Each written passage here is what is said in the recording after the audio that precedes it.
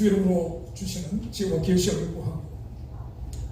이 시간을 통하여 우리에게 깨닫게 하시고 우리를 책망하시고 우리를 훈계하시는 주님의 음성을 듣게 하여 주옵소서. 예수님의 이름으로 기도드리옵나이다. 아멘. 전 세계 인구의 0.2%입니다. 그리고 총 인구수가 1,500만 명인데요. 그런데 전 세계 노벨상의 수상자의 25%, 그리고 전 세계 금융의 40%를 장악하고 있고, 그리고 이 미국이라는 나라를 좌지우지하는 민족이 있습니다. 누구겠습니까? 이 미국 사회에서요, 10억 달러 이상 자산가 중에 25%, 4분의 1, 그리고 유명 대학 교수 중 30%, 그리고 미국의 노벨상 수상자 가운데 15%를 차지하는 사람들입니다. 잘 알려진 사람들로서요, 프로이트가 있습니다. 그리고 마르크스, 아인슈타인, 에디슨, 그리고 록펠러, 조지프 플리처, 그리고 빌 게이츠, 스티브 잡스, 마크 저커버그, 메리 페이지, 아마존의 제프 베조스, 그리고 스타벅스의 하월드 슐츠, 그리고 영화감독 스필버그, 이런 사람들. 여러분, 이 사람들에 대해서 더 이상 설명이 필요치 않습니다만 이 사람들 모두가 누구이죠? 유대인들입니다. 참으로 놀라운 사람들이고 놀라운 민족이 틀림없습니다. 그래서 이런 유대인들에 대해서 연구하는 사람들이 많은데요, 그들이 연구하면서 하는 말이, 유대인들이 뛰어난 이유가 그들의 높은 지능 지식이 있다, 또 아니면 또 그들의 남다른 교육에 있다라고 그렇게 추측을 내놓기도 합니다. 그런데 여러분, 유대인의 평균 IQ는 95라고 합니다. 그래서 전 세계 26입니다. 그리고 한국인의 평균 IQ는요 106입니다. 전 세계 2위입니다. 그리고 한국의 교육열은요 전혀 유대인들에게 뒤처지지 않습니다. 그렇다면 당연히 한국인들이 유대인들보다 뛰어나야 하지만 현실은 그렇지 않습니다. 앞으로는 또 어떻게 될지 알 수는 없지만 현재로서는 비교할 수 없습니다. 말하자면 그들이 가진 지능과 그들이 받은 교육만으로 그들의 특별함을 설명할 수가 없다는 그런 말씀입니다.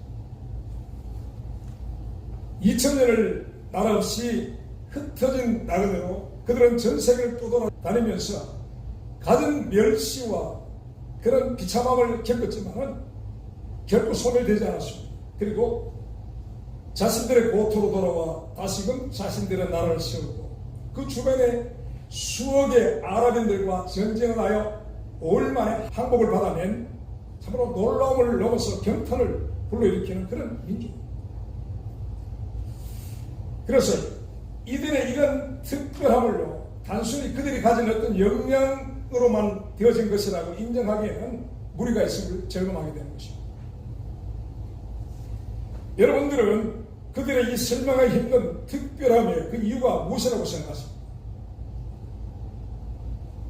성경을 가진 저와 여러분들이 성경적 관점에서 보자면요, 그것은 하나님의 손길이 그들 위에 있기 때문이라고 그렇게 말할 수가 있는 것입니다.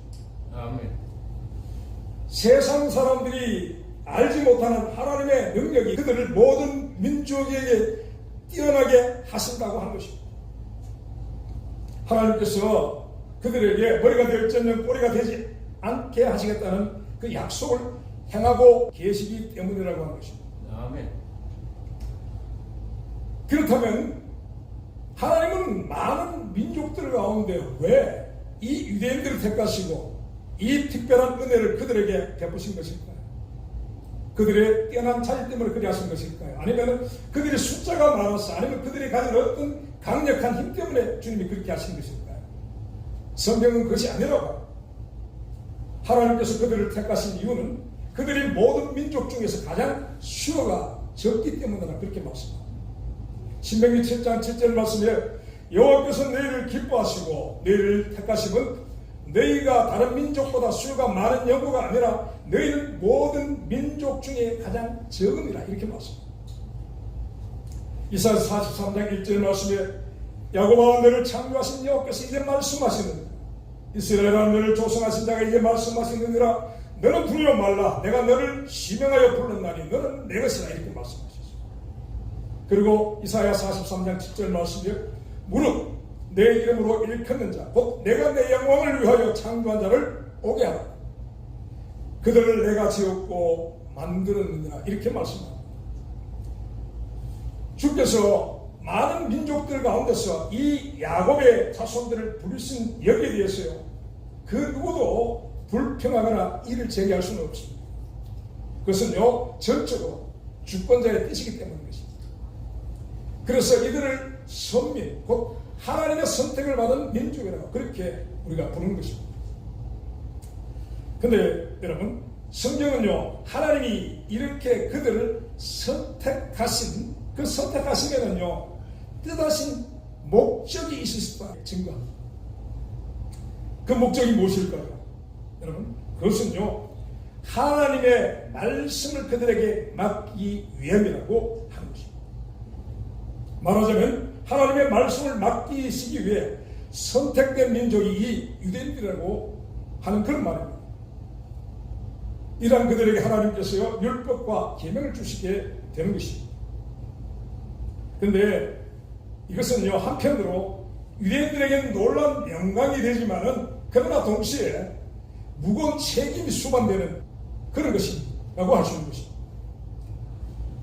신명기 27장 11절 말씀 이하에 보면은요 이스라엘 백성이 요단강을 건넜을 때에 하나님은 그들을 12지파를 나누어서 에발산과 그리심산에 세우고 그 주의 말씀을 준행할 것을 맹세하게 만드십니다. 하나님의 모든 말씀을 그들이 지켜 행하면요 들어가도 복을 받고 나가도 복을 받는 그런 그리심산의 축복이 임할 것입니다. 그러나 그 말씀을 거역하고 범죄하게 되면 그들이 들어가도 저주를 받고 나가도 저주를 받는 에발산의 저주를 경고하시고 약속하십니다. 그들이 주의 말씀을 지켜 행하면 그리심산의 축복이 많은 것을 저버리고 행치하려 하면 에발산의 저주가 따르는 민족이 유대인이라고 하는 것입니다. 이러한 이 유대인들의 그 민족의 영광과 쇠락, 부침이요 그들의 하나님의 말씀의 준수의 여부에 따라서 일어나더라고 하는 것입니다. 그리고 실제로 기원전 722년에 북이스라엘과 남유다가 나누어졌을 그때에 극악한 우상 숭배로 인해서 북이스라엘은요 아수르에게 멸망을 당하게 됩니다. 그들이 행한 극악한 우상 숭배는 참 지독스러울 만큼 하나님의 명령을 저버리고 그렇게 악행을 했었던 것을 성경에 기록합니다.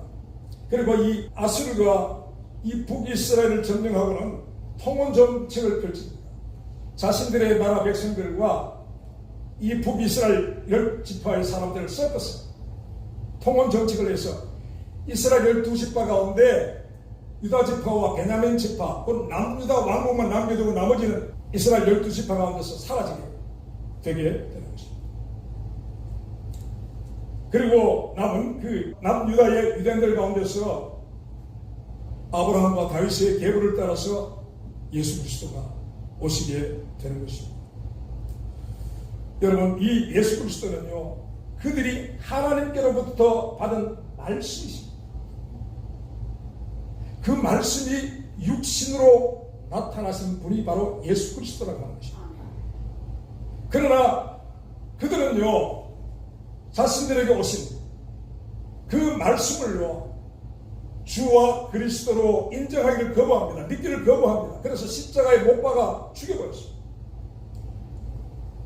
그런 결과 그들은 에발산의 저주 가운데 2000년 나라 없는 백성으로 떠돌게 되는 것이죠. 그러나 또 한편으로는요 그 가운데서 끝내 그들이 할례로 하나님과 맺은 그 언약을 잊어버리지 않음으로써 오늘 모든 민족들 위해 뛰어난 그리심산의 축복을 누리는 민족이 되기도 한 것입니다. 오늘 말씀에 바울은요, 이러한 사실들을 로마 성도들에게 상기시키고 있습니다. 유대인의 남이 무엇이요? 할례 유익함이 무엇인가? 라고 그런 질문을 하고 거기에 대한 답을 합니다.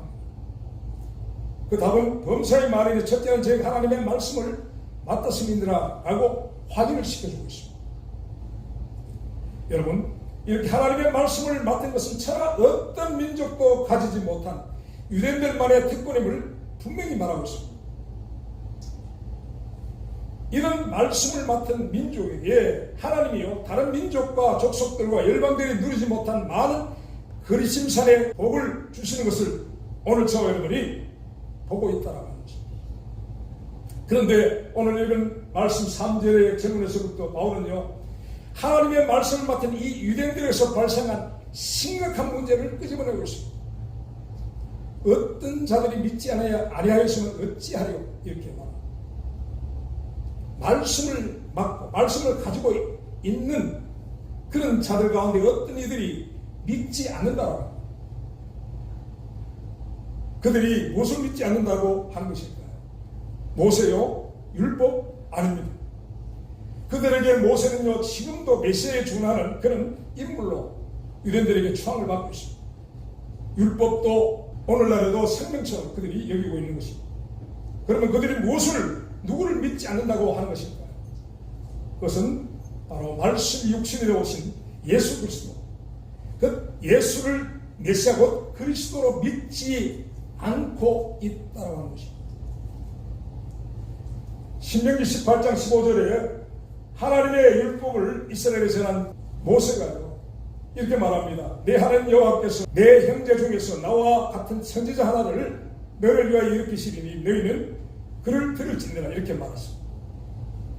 이 모세가 말한 모세와 같은 선지자는 후에 오실 그리스도를 말합니다. 그리고 구약의 마지막 선지자 세례 요한은요, 예수께서 자기에게로 나오심을 보고 유다 백성들에게 증거했습니다. 요한복음 1장 29절 말씀에 보라, 세상 죄를 지고 하는 하나님의 어린 양이로다, 이렇게 말합니다. 요한복음 1장 33절에는 나도 그를 알지 못하였으나 나를 보내어 물로 세례를 주라 하신 그이가 나에게 말씀하시되 성령이 내려서 누구 위에 머무는 것을 보거든 그 곧 성령으로 세례를 주시는 이인 줄 알라 하셨기에 내가 보고 그가 하나님의 아들이심을 증거했노라 하니라고 그렇게 말했습니다. 여러분, 이 모세와 세례 요한은요, 율법과 선지자들의 대표입니다. 이런 그들이요, 예수께서 세상에 오신 하나님의 아들이요 그리스도 되심을 증거한 것입니다. 하지만 그럼에도 유대인들은요, 예수께서 그리스도 되심을 믿지 않았습니다. 그리고 지금도 믿지 않고 있습니다. 그래서요, 오늘날 이 유대인들 위에는요, 그리심산의 축복과 함께 에발산의 그 그림자가 그들 위에 겹쳐져 있다라고 하는 것입니다. 갈라디아서 3장 23절 말씀에 율법이 우리를 그리스도에게로 인도하는 목막선생이며 우리로 하여금 믿음으로 말미암아 의롭다함을 얻게 하려 함이라, 이렇게 말씀합니다. 여러분, 성경이 계시하는 율법의 역할은요, 사람들을 그리스도께로 인도하는 목막선생이라고 그렇게 말씀하고 있습니다. 이 목막선생이란 주인의 아들을 가르치는 학식 있는 종을 말합니다. 곧 가정교사를 뜻하는 말입니다.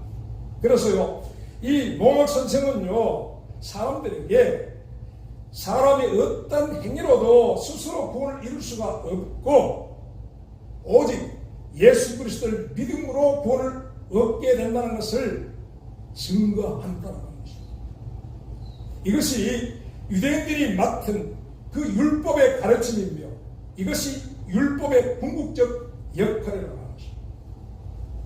그런데 문제는요, 말씀을 맡은 유대인들이 그 율법과 선지자들의 증거를 무시하고 자신들의 율법의 행위로서 얻을 구원을 고집하고 있다는 것입니다. 예수 그리스도를 믿음으로 얻게 된 구원을 그들이 전혀 믿지 않고 있다는 말씀입니다. 그래서 그들은 율법이 증거한 말씀의 주인공이지 믿음의 구원자 예수 그리스도를 십자가에 못 박아 죽였고 지금도 자신들의 욕심을 충족시켜줄 메시아를 기다리고 있는 것입니다. 이것은요 바울 당시나 2000년이 지난 오늘날에도 동일한 상황이 되는 것입니다. 하지만 하나님의 말씀을 맡은 이 유대인들이 그 말씀이신 예수 그리스도를 믿지 않고 핍박하고 죽였을지라도 믿으신 하나님은 유대인들의 이러한 불신앙에 상관없이 예수 그리스도로 말미암아 이루어가실 인류 구속의 사역을 하나님의 신실하심으로 변하지 않고 끝내 완성하실 것이라는 것을 또한 계시해 주고 있는 것입니다. 마태복음 2장 3절 말씀에 이 유대인들이요 그리스도의 탄생의 소식을 들었을 때 그들이 어떤 반응을 나타낸지를 성경이 기록하고 있습니다. 어떤 반응이 나타났을까요? 그들이 나타낸 반응은 당혹스러움과 놀람이었습니다. 전혀 환영한 사람이 없었다. 그 누구도 동방박사를 따라서 오신 메시아를 경배하러 간 사람이 하나도 없었다. 말하자면요 그들이 수천 년을 하나님의 약속의 주인공이신 여자의 후손 예수 그리스도를 바라고 기다렸다는 그들의 말이 거짓임을 드러낸 것입니다. 그렇다면 여러분 왜 하나님의 말씀을 맡았음을 자부하고 자랑하는 유대인들이 정작 그 말씀이 육신에 오셨음에도 받아들이지 않고 믿지 않느냐는 것입니다. 이상하지 않습니까? 왜 그럴까요? 바울은요 그런 그들의 이러한 이유가 사람은 다 거짓되기 때문이라 그렇게 말하고 있습니다. 사람은 다 거짓되더라고 오직 하나님만 참되시다 라고 그렇게 말씀합니다. 여러분 유대인이든지 이방인이든지 예수께서 그리스도 되심을 거부하는 모든 사람의 이면의 속성은요 거짓되다 거짓되기 때문에 믿지 않는다 그렇게 말씀합니다. 그러면서 거짓된 이 사람들이요 자기 의를 세우려고 하나님의 의를 복종치 않는다고 하는 것입니다. 로마서 10장 2절에서 3절 말씀에 내가 증거하노니 저희가 하나님께 열심히 있으나 지식을 쫓은 것이 아니라 하나님의 의를 모르고 자기 의를 세우려고 힘써 하나님의 의를 복종치 아니해야 된다 이렇게 말씀합니다. 여러분 사람들이 가진 자기의의 속성이 무엇입니까? 거짓이라고 합니다. 자기의인데 그 속성이 거짓입니다. 결코 의로움이 아니라고 성경이 밝히 말씀합니다. 이런 자기의에 빠진 사람들은요 하나님보다 자기를 더 의롭다고 하는 비극적 자기 기만에 젖어 있다고 하는 것입니다. 그래서요 성경은요 사람들의 이런 자기의를 하나님과 원수되는 의라고 그렇게 말씀합니다.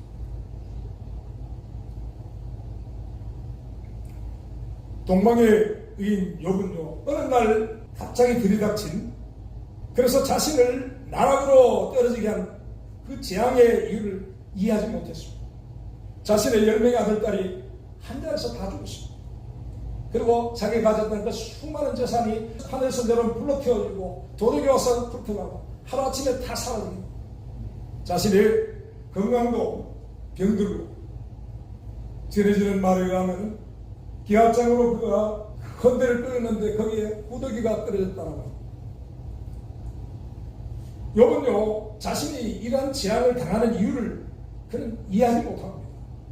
비록 주권자께서 행하시는 일로서 그 일을 그냥 받아들이긴 하였지만 그러나 그 재앙의 이유를 알지 못하여서 이 욥은 번뇌를 합니다. 아무리 생각을 해봐도 자신이 이런 징책을 받을 만한 짓을 한 것이 도무지 생각나지 않았기 때문입니다. 그러는 중 자신을 찾아온 네 친구들과 이에 대한 변론을 하는 가운데서 우리는요 이 동방의 의인 욥에게서 이상한 것이 나타나는 것을 보게 됩니다.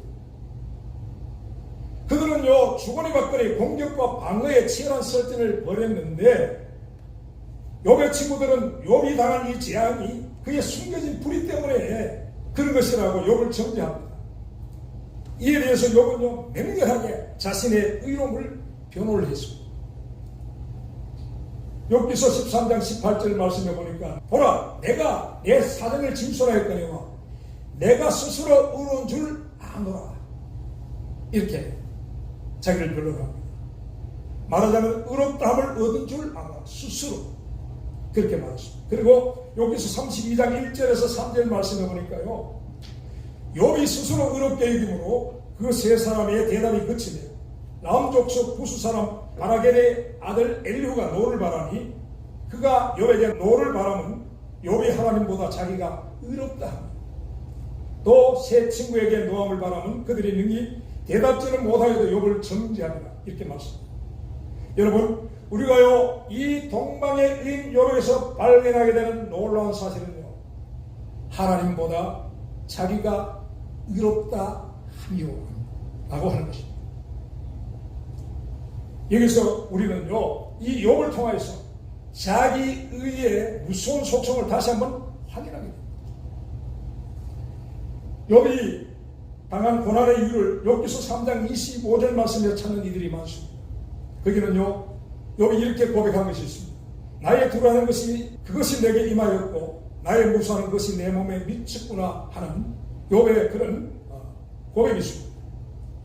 사람들은요 욥이 이런 두려움이라는 불신을 가졌기 때문에 거기에 대한 보응으로 그런 재앙이 임하였다라고 말하는 사람들이 많습니다. 그런데 여러분 이 자기의라고 하는 것의 심각함을 아는 사람들은요 욥의 그 고난의 이유를 그런 데서 찾지 않습니다. 욥의 내면에 자리 잡고 있음에도 정작 욥 자신도 모르고 있다. 하나님보다 자기가 의롭다고 하는 스스로 의롭다함을 얻었다고 하는 자기의가 욥이 당한 이 고난을 통해서 나타났다라고 하는 사실을 주목하게 된다라고 하는 것입니다. 어느 날 재앙처럼 다가오는 고난이요 욥 안에 숨겨진 하나님보다 자신이 더 의롭다고 하는 그 불의를 드러낸 것을 볼 수가 있다라고 하는 것입니다. 욥기서 40장 8절 말씀에 친히 폭풍 가운데 욥 앞에 나타나신 하나님이 이란 욥에게 말씀하십니다. 주님이 친히 말씀하십니다. 네가 내 심판을 피하려 하느냐 스스로 의롭다 하려 하여 나를 불의하다 하느냐 이렇게 욥을 향하여 책망하십니다. 하나님은 여기서요 사람의 의가 하나님을 불의하다고 하는 것을 하나님께서 친히 확인해 주고 계신 것입니다.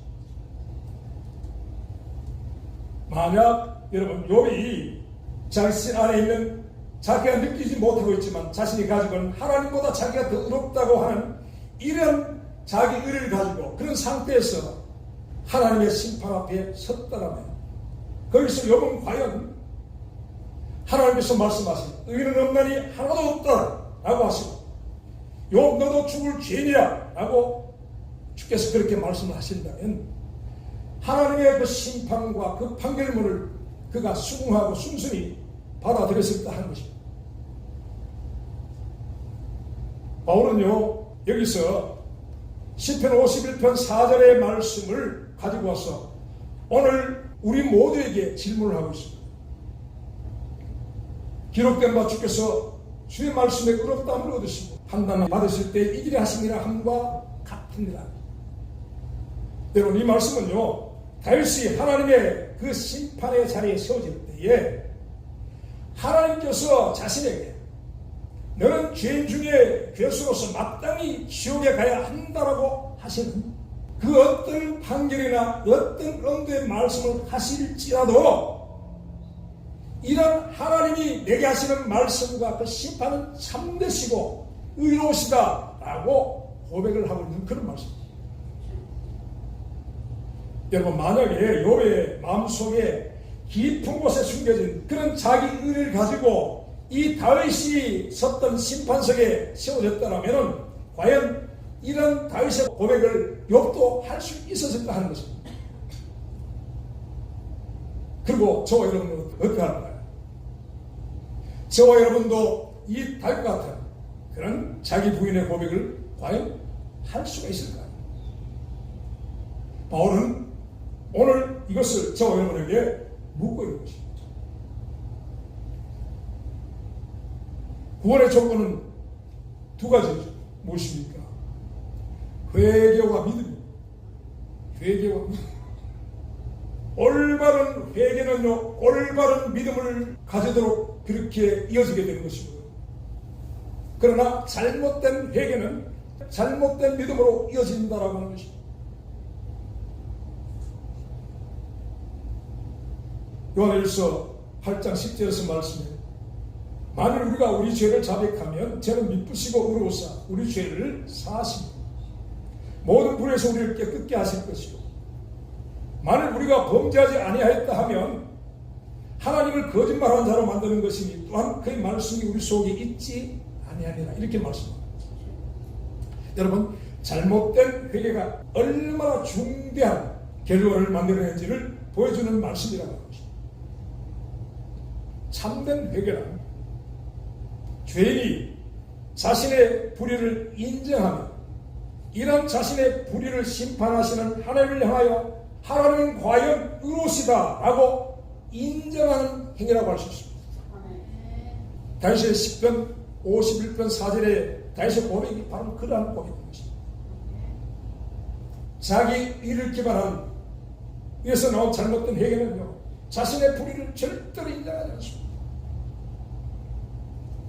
그러한 결과는요 우리를 향하여 의는 없나니 하나도 없다라고 하시는 모든 사람이 불의하다라고 하시는 모든 사람이 다 거짓다라고 하시는 하나님을요 거짓말하는 분으로 만드는 결과가 된다라고 하는 것입니다.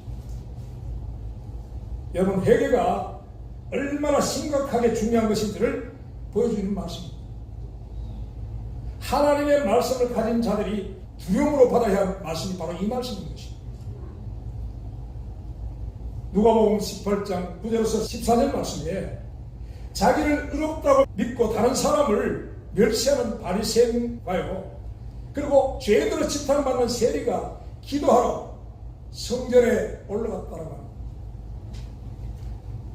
바리새인은요 세리가 곁에 있는 것이 싫어서 저 멀찍이 떨어져서 하나님께 기도했습니다. 그가 기도한 내용이 성경에 기록되어 있습니다. 하나님이여 나는 다른 사람들 곧 토세 불이 가늠하는 자들과 같지 아니하고 이 세례와 같지도 아니함을 감사하여 나는 일회에 2번씩 금식하고 또 소득의 11조를 드리나이다. 이렇게 하나님 앞에 기도를 한 건지 자랑을 한 건지 그렇게 했어요. 근데요 세례는요 멀리 서서 성경에 기록되는 말씀을 보면 멀리 서서 감히 하늘을 우러러 쳐다보지를 못하고 그저 가슴을 치면서 기도했다라고 하나님이여 불쌍히 여기소서 나는 죄인이로서 여러분 세리는요 감히 하나님 계시는 하늘을 쳐다보지 못했다는 겁니다. 이 세리는요 하나님의 의로우심 앞에 비춰진 자기를 보고 있는 사람이라고 하는 것입니다. 하나님이 의 앞에 본 그 자신은 어떤 모습이었습니까? 바로 불의한 자요 죽을 죄인이었다. 하나님의 긍휼이 없으면 도무지 어떻게 할 수 없는 자임을 확인하고 그리고 그것을 인정하고 하나님 앞에 부르짖었다는 것입니다. 하나님이여 불쌍히 여기소서 나는 죄인으로서. 근데 여러분 이 두 사람이 하나님 앞에 그렇게 기도를 했는데요 이 세리의 이 회개의 기도는요 하나님께로부터 의롭다 하심으로 응답을 받았다라고 말씀합니다. 주님께서 친히 말씀하십니다. 내가 너에게 이르노니 이 사람 곧 세리가요 저보다 곧 바리새인보다 의롭다 하심을 받고 집에 내려갔느니라 이렇게 말씀합니다. 그러나 이 바리새인의 기도는 어떤 기도였습니까? 자기 의에 대한 자랑이었습니다. 자기 자랑이었습니다. 그는 토색하고 가늠하고 불의한 자들과 그리고 옆에서 그 망극함에 자기 절망으로 울부짖고 있는 그 세리와 자기를 비교하여서 자기 의로움을 하나님 앞에 내세우고 자랑질을 한 것입니다. 여러분, 이 바리새인은요, 하나님의 의에 비춰진 자신의 모습을 보고 기도한 것이 아니라 다른 사람들의 불의에 비춰진, 다른 사람의 불의와 비교하여 좀 더 나은 상대적인 그런 의를 내세우지. 죄인들보다 상대적으로 나은 의, 곧 상대적인 의를 하나님 앞에 자랑하는 것입니다. 저와 여러분이요, 우리의 의담을 확인하는 참된 잣대가 여러분 무엇이라고 생각하십니까? 여러분, 그것은요, 하나님의 의입니다. 사람은요, 이런 하나님의 그 절대적인 의 앞에서만 사람의 본질을 볼 수가 있다고 하는 것입니다. 참된 자기를 볼 수 있는 것입니다. 평소 생활하는 자기가 참 괜찮은 사람들 많죠. 스스로 생각할 때 뭐 이 정도면 괜찮지 하는 분들 많잖아요. 그렇죠. 얼굴에 다 쓰입니다. 이 정도면 괜찮지 뭐 다른 사람보다 내가 뭐 못한 게 뭐 있어. 더 잘못한 게 뭐 있어. 여러분, 그게 상대적 자기의라고 하는 것입니다. 그것은 절대로 자기를 보지 못하죠. 하나님의 그 의 앞에서 인생이 보게 되는 자신은 정말 어떤 존재일까요? 여러분은 그 하나님의 의 앞에서 자신을 본 적이 있습니까? 하나님의 절대적 의 앞에서 이 세리는요, 감히 하늘을 쳐다볼 수 없는 죄인된 자신을 본 것입니다. 그리고 선지자 예레미야는요, 만물보다 더 거짓되고 심히 부패한 자신의 마음을 보았습니다. 그리고 선지자 이사야는요, 더러운 옷과 같은 자신의 의를 보았고 쇠폐한 잎사귀 같이 죄악의 바람에 올라가는 자신을 보았습니다. 바울은 육체와 마음에 원하는 것을 하여 본질상 진노의 자인 자신을 보았다고 했습니다. 그리고 스로보닉의 예언은요, 개와 같은 자신을 보았습니다. 여러분, 의의 진리의 거울이 비춰주는 저와 여러분의 참된 실상이 이와 같다는 것입니다. 근데요, 자기 의는요, 자신에게 대한 왜곡된 자아상을 보여줍니다. 사기꾼에게 속아서 벌거벗은 임금님의 이야기를 우리가 잘 알고 있습니다. 마치 잘못된 자아상은 이 벌거벗은 임금님 같이 만들어준다는 것입니다. 자기 의로 자기를 본 바리새인은요, 자신에 대한 자부심으로 충만해졌습니다. 나는 저 세례와 같지 아니하고 다른 토색하지 않고 가늠하지 않고 불의한 자들과 같지 않으면서 자신감이 충만해집니다. 그리고 그런 자랑을 하나님 앞에 쏟아냅니다. 하나님이여, 내가 저들과 같이 하는 내가 감사하나이다. 기도입니까? 자랑입니까?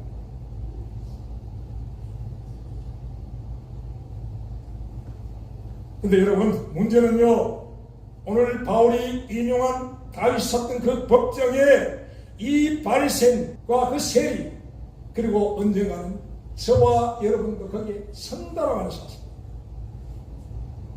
그 누구도 피할 수가 없습니다. 한 번 죽는 것은 사람에게 정한 것이요, 그 후에는 심판이 있습니다. 그렇다면 여러분, 저 여러분이 그 자리에 있었을 때에 하나님이 내리시는 판결에 저 여러분은 어떻게 반응하게 될 것 같습니다. 물론 잘 왔다, 수고했다, 천국을 가거라 하면 할렐루야 하고 다 좋아하겠죠. 그런데 만약입니다, 너는 도무지 내가 데리고 싶어도 데릴 수가 없구나, 너는 나와 분리된 곳에 가야 되겠구나 라고 그렇게 하시면 아마 많은 사람들이 본색이 드러날 거예요. 우리가 엎드리겠다고 엎드기로 썼어. 거리에 손을 봅니다. 내가 교회 생활을 얼마나 하고, 내가 봉사를 얼마나 했는데, 내가 헌금을 얼마나 했는데, 내가 식당 봉사를, 내가 무슨 봉사를, 예배를 얼마나 참석하고 헌금을 얼마나 했는데 내게 어찌 이렇게 할 수 있냐고 하지 않겠습니까, 여러분? 정말 저 여러분 그날에 어떤 본색을 드러냅니다. 하나님이요 다윗에게 지옥의 판결을 명하시고 다윗을 정죄하시는 어떤 판결을 내실지라도 이에 대한 다윗의 반응은요 이렇다고 한 것입니다. 주께서 말씀하실 때 의로우시다. 내게 어떤 말씀을 하셔도 주님은 의로우시고 내게 어떤 판단, 어떤 심판을 명하셔도 주님의 그 심판은 순전하십니다 라고 한다고 하는 것입니다. 그날에 하나님께서 어떤 말씀, 어떤 판결을 내게 내리시라도 나는 변명이나 항의도 없이 전적으로 주님의 말씀을 인정하고 복종할 것이라고 하는 것입니다. 여러분 이것이 무슨 말씀하시는 것입니까? 여러분 이것은요 회개의 원인이라고 하는 것입니다. 회개의 원인. 하나님이요 이 다윗을 통하여 제시하신 회개의 모범이라고 하는 것입니다.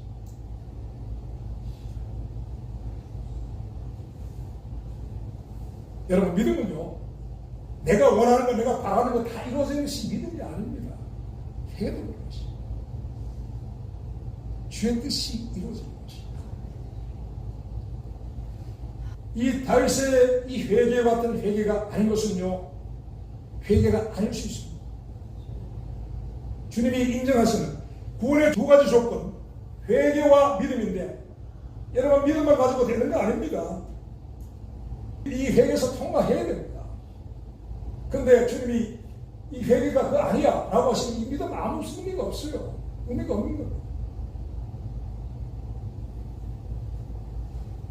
만약 바리새인 같은 자기 의로 충만한 자들은요 그날에 주님이 하신 어떤 판결도 받아들이지 못합니다. 절대로 못합니다.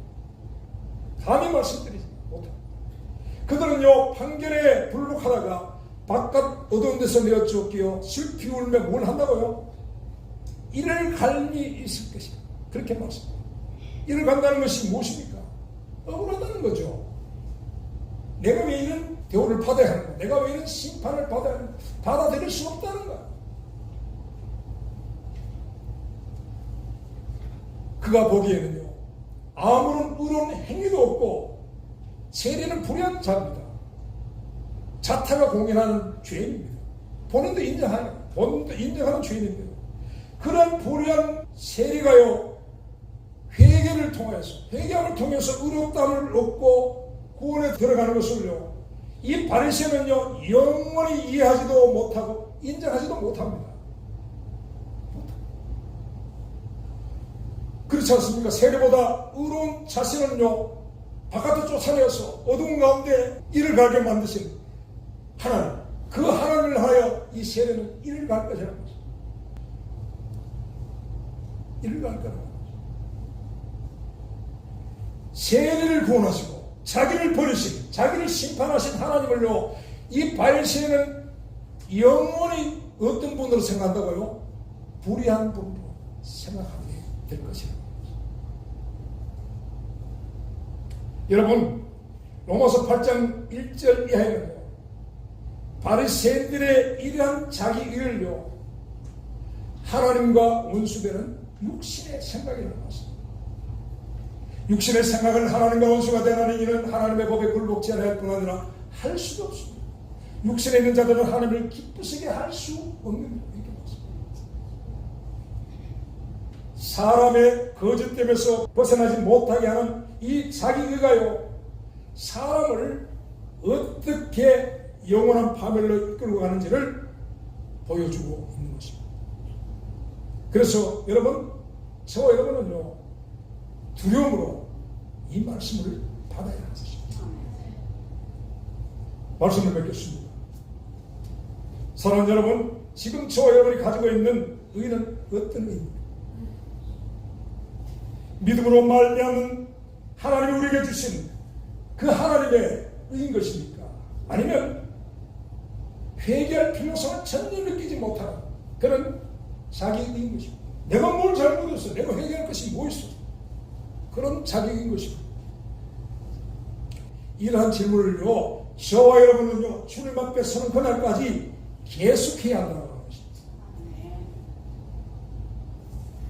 그리고 그날에 주님이 내리시는 어떤 판결도 옳으시다라고 인정할 준비를 저와 여러분 해야 합니다.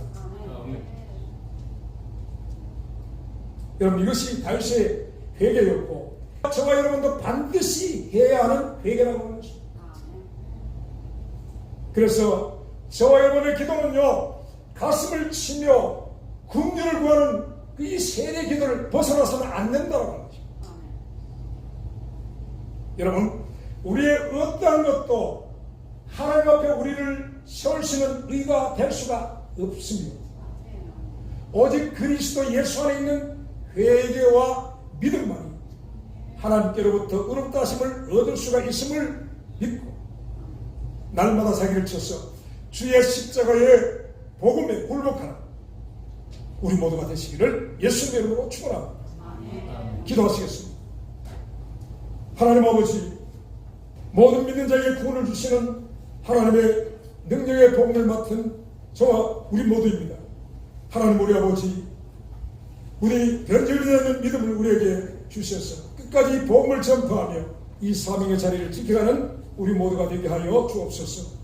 예수님의 이름으로 기도드리옵나이다. 아멘.